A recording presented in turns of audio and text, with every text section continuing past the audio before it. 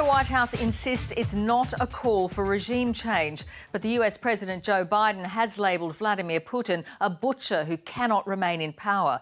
Mr Biden's declaration in a fiery speech in Poland sparked a furious response from Russia as it continued to bombard Ukraine. That included fresh attacks on the safe haven city of Lviv. We'll hear from our correspondent in Warsaw shortly, but we start with Barbara Miller, who heard the latest attacks in Lviv take place. Running for cover in Lviv, the peace in this sanctuary broken. The city has been a refuge and passage for millions. And now it's under attack. Powerful explosions reverberated through the streets. A fuel storage depot surrounded by homes 3 kilometres from the city centre was destroyed by missiles. A defence facility was also hit. 5 people asked for medical assistance. There are no casualties. And the confidence that the west of the country was far from the war shattered. Across from the site of this strike, we come across Lubov. She fled here from Kharkiv in the east. Now she wonders if anywhere is safe. I heard 3 explosions and I was very scared. I want to see Putin killed. How can such a criminal live on this earth? There have been strikes on military targets in this region before, but none have come this close to Lviv. How do we defend ourselves? We had a life before the war started, and now it's not a life. We're just existing.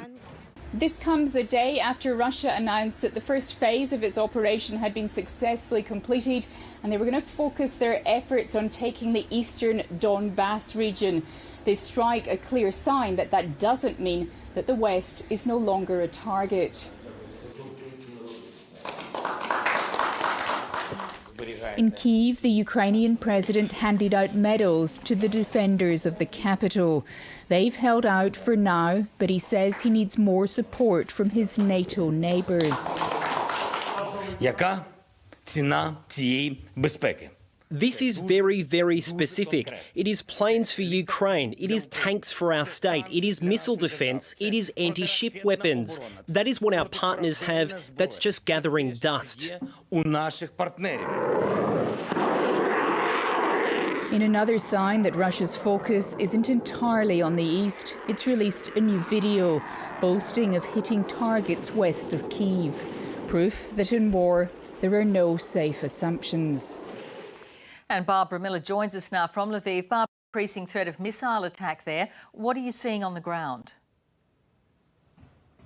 Well, Juanita, we're a couple of hundred metres from the site of the strike on that fuel depot, and you can see that for locals it's a time to take stock of the damage. This tyre warehouse clearly quite badly impacted by those 2 into the fuel depot. It's just up the road here. The police won't let us any further up the road, and it's a residential neighbourhood, and people are going about their business today. You can see here how close that attack came to a place where children play. As we say, this is a place people sought refuge. They thought it was safe. The local council has been talking about people permanently relocating here. They want to build pop-up villages. They want to encourage companies to relocate here. All that now must be after these latest attacks.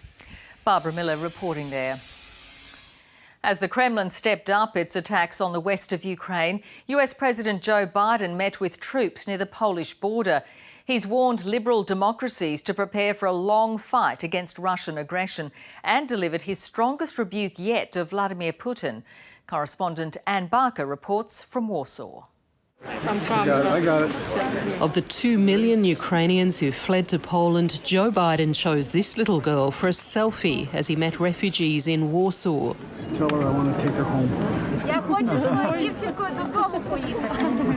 But the US president had very different words for Vladimir Putin when questioned by reporters. You know, you're dealing every day with Vladimir Putin. Look at what he's done to these people. What does it make you think? He's a butcher. President Biden also cast doubt on claims Russia has changed its Ukraine strategy to focus on liberating its breakaway Donbass region. I'm not sure they have.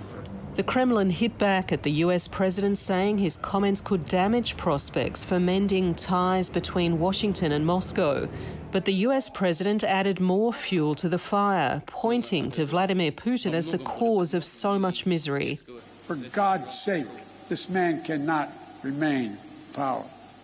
God bless you all, and may God defend our freedom, and may God protect our troops.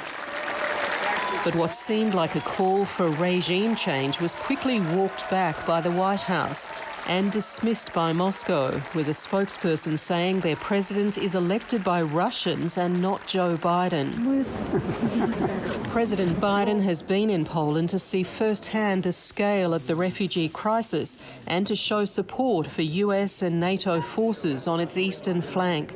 He thanked Polish authorities for their overwhelming generosity towards Ukrainians seeking shelter. Poland is taking on a significant responsibility that I don't think should just be Poland's, it should be the whole world, all of NATO's responsibility. The humanitarian response to the refugee crisis is no more visible than here, just outside Warsaw. This is the biggest refugee centre in Poland.